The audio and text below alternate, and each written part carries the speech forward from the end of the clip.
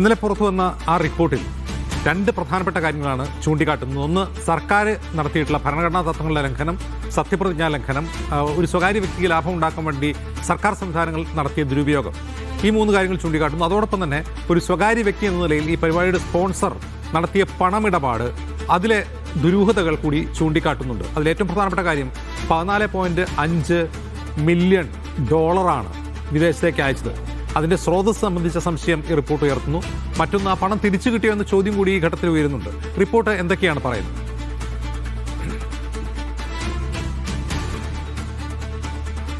അടിസ്ഥാനപരമായി ഒരു സ്വകാര്യ സംരംഭവുമായി ബന്ധപ്പെടുമ്പോൾ, അല്ലെങ്കിൽ സർക്കാർ അതിന്റെ ഒരു സംരംഭമായി മുന്നോട്ട് പോകുമ്പോൾ, അതിൽ സ്വകാര്യ സംരംഭത്തെ പങ്കാളികളാക്കുമ്പോൾ പാലിക്കേണ്ട നിയമപരവും ഭരണഘടനാപരവുമായ നടപടികളിലേക്ക് ലംഘനം കൃത്യമായിട്ടുണ്ടായിട്ടുണ്ട് എന്നുള്ളതാണ് റിപ്പോർട്ടിന്റെ ഒന്നാമത്തെ കണ്ടെത്തൽ.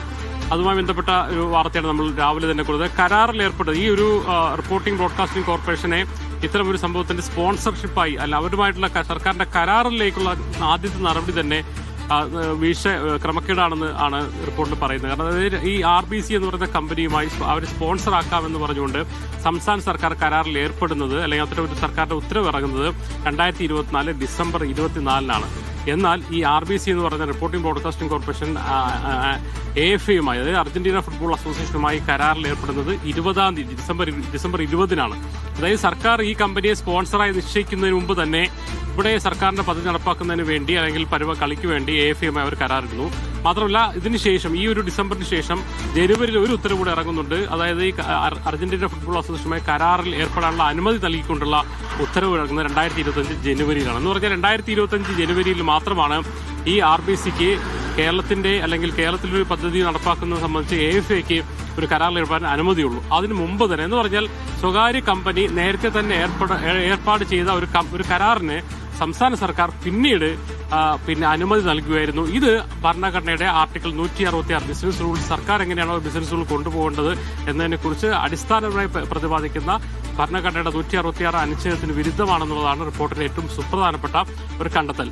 ഇതുമായി ബന്ധപ്പെട്ട ബാക്കി വരുന്ന എല്ലാ നടപടികളും, സ്പോൺസർഷിപ്പ് ആണെങ്കിലും, അല്ലെങ്കിൽ ഇതുമായി ബന്ധപ്പെട്ട രേഖകൾ സൂക്ഷിക്കലാണെങ്കിലും, അർജന്റീന ഫുട്ബോൾ അസോസിയേഷനുമായി ബന്ധപ്പെട്ടതിന്റെ ഒരു രേഖയും സർക്കാരിന്റെ ഫയലിലില്ല. അവർ പണമടച്ചതിന്റെ രേഖകളൊന്നും തന്നെ സർക്കാരിന്റെ ഫയലിലില്ല.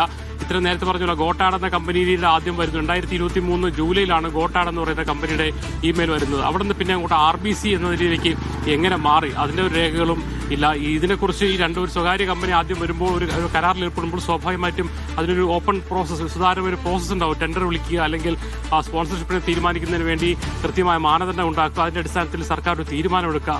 അങ്ങനെ എങ്ങനെയാണ് ഇവരെ തീരുമാനിച്ചതിനെ കുറിച്ച് ഒരു ഓപ്പൺ സംവിധാനമില്ല, ഒരു സുതാര്യമായ സംവിധാനമല്ല. സർക്കാർ ഫയലിൽ തീരുമാനിച്ചു എന്നല്ലാതെ എങ്ങനെ തീരുമാനിച്ചു, ആരൊക്കെ ഇതിന് മുന്നിൽ വന്നു, അല്ലെങ്കിൽ ഏത് പ്രോസസ്സിലൂടെയാണ് ഈ സ്പോൺസർ തീരുമാനിച്ചത് തുടങ്ങിയ അടിസ്ഥാനപരമായ ഏറ്റവും ബേസിക് ആയിട്ടുള്ള നടപടിക്രമങ്ങൾ ഉണ്ടായിട്ടില്ല എന്നുള്ള ഏറ്റവും പ്രധാനപ്പെട്ട കാര്യം. പിന്നെ അജിംസ് സൂചിപ്പിച്ചതുപോലെ ഈ ഫണ്ടിന്റെ സംബന്ധിച്ച്, കാരണം ഫണ്ടിന്റെ ഗവൺമെന്റ് മുന്നിൽ ഒരു രേഖകളുമില്ല, അതുകൊണ്ട് തന്നെ ഇത് കള്ളപ്പണ ഇടപാടുള്ള സാധ്യതയുണ്ട്. അതുകൊണ്ട് തന്നെ അതിനെക്കുറിച്ച് അന്വേഷിക്കണം എന്നും മാത്രം പറയുന്നു. മാത്രമല്ല, ഈ ഒരു അർജന്റീന ഫുട്ബോൾ അസോസിയേഷനുമായി ബന്ധപ്പെട്ട ഒരു ഏജൻസി വഴിയാണ് പണം അയക്കുന്നത്.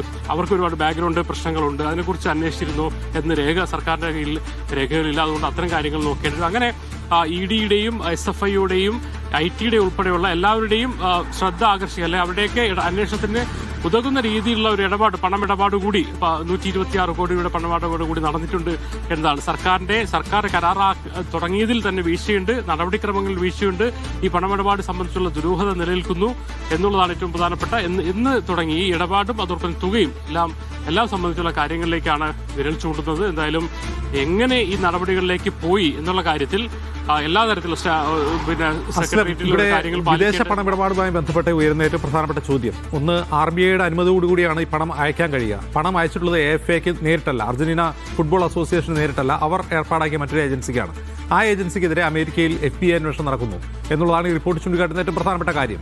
അങ്ങനെ ഒരു ഏജൻസിക്ക് പണം അയച്ചു, ആ പണം മടക്കി കിട്ടിയോ എന്നുള്ളത് പ്രധാനപ്പെട്ട ചോദ്യമാണ്. കാരണം മണി ലോണ്ടറിങ്ങിനാണ് അവിടെ ആ ഏജൻസി അന്വേഷണം നേരിടുന്നതെന്നിരിക്കെ ഈ പണം എങ്ങോട്ട് പോയി എന്നൊരു ചോദ്യം പ്രസക്തമാണ്. ഇന്ന് ക്യാബിനറ്റ് നടക്കുകയാണ്. ഈ റിപ്പോർട്ട് ചർച്ച ചെയ്യുമോ?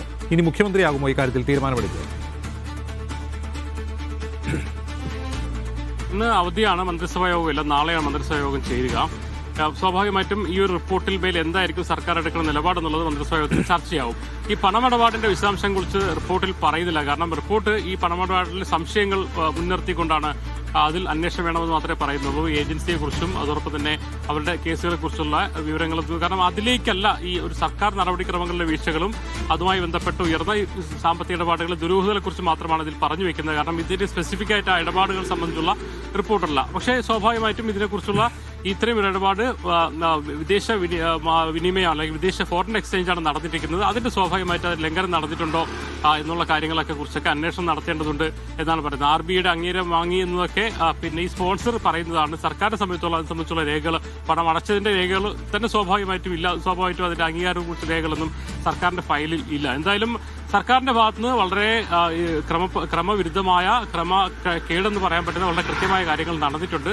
സ്വാഭാവികമായും അതിൽ എന്ത് നിലപാടായിരിക്കും സ്വീകരിക്കുക എന്നുള്ളതാണ് പ്രധാനം. പിന്നെ ഈ പണ ഇടപാട് സംബന്ധിച്ച് സ്വാഭാവിക EDയും അല്ലെങ്കിൽ SFI ഉൾപ്പെടെയുള്ള മറ്റ് കേന്ദ്ര ഏജൻസികൾക്കാണ് അത്തരം ഇടപാട് സംബന്ധിച്ചുള്ള കള്ളപ്പണ ഇടപാടാണെങ്കിലും അതോടൊപ്പം തന്നെ വിദേശ വിനിമയത്തിന്റെ ചട്ടങ്ങളിലെ ലംഘനമാണെങ്കിലും സീരിയസ് ഫ്രോഡ് എന്ന തരത്തിലുള്ള ഒരു സാമ്പത്തിക കുറ്റകൃത്യങ്ങളാണെങ്കിലും അന്വേഷിക്കേണ്ട അവരാണ്. ആ കാര്യത്തിലൊക്കെ സർക്കാർ ഇനി തീരുമാനം എടുക്കേണ്ടി വരും. മന്ത്രിസഭാ യോഗം നാളെ ഇക്കാര്യം ചർച്ച ചെയ്യുമോ, ഇതിൽ ഏതെങ്കിലും തരത്തിലുള്ള അന്വേഷണം പ്രാഥമികമായി സർക്കാരിന്റെ നടപടി സംബന്ധിച്ച് വിജിലൻസിന്റെ ഒരു പ്രത്യേക അന്വേഷണ സംഘം നിയോഗിക്കാനുള്ള സാധ്യതയുണ്ട്. ഏതൊക്കെ അന്വേഷണങ്ങൾക്ക് സർക്കാർ തീരുമാനിക്കുമെന്നാണ് ഇനി അറിയേണ്ടത്.